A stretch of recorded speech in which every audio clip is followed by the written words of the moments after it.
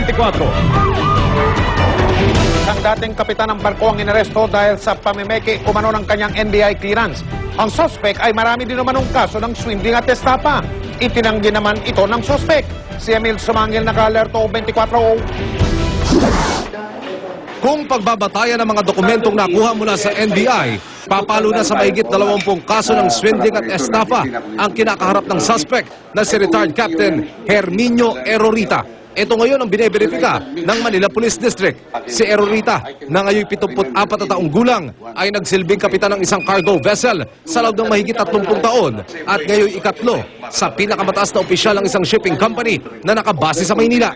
Dinakip ng MPD Homicide Section si Erorita sa bisa ng warrant of arrest dahil sa kaso namang falsification of public documents. Ayon sa report, pineke umano ni Erorita ang kanyang NBI clearance para tuluyang makapasok sa recruitment agency na kanya ngayong pinagsisilbihan. Sa kabila ng sinasabing pagkakaroon niya ng mga arrest warrant dahil sa iba pang kaso tulad ng swindling at estafa.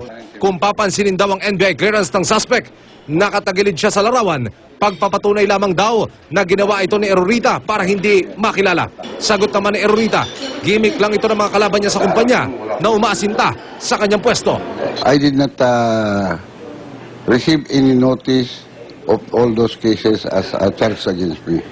Pero ayon sa tumatayong complainant sa kaso, mabigat ang mga naging paglabag sa batas ni Erorita, partikular ang falsification of public documents. Nag-require kasi ang PUA na lahat ng kasama sa recruiting agency kailangan mag-submit ng NBI.